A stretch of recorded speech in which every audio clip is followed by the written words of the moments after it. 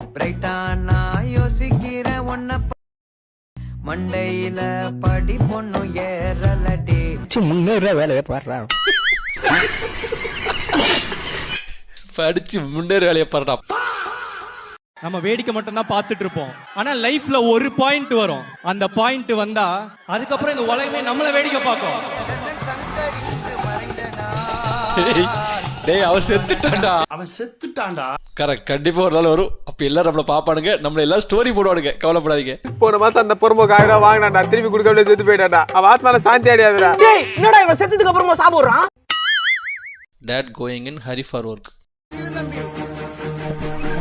அப்பா நைட் பரோட்டா வாங்கிட்டு வாங்க. பட் என்னதான் அடிச்சாலும் நைட்டு புரோட்டா வாங்கிட்டு வந்து அதுக்கப்புறம் சமாதானப்படுத்திடுவாரு. அதான் டேட். ஆனா அடி மடக விழும்.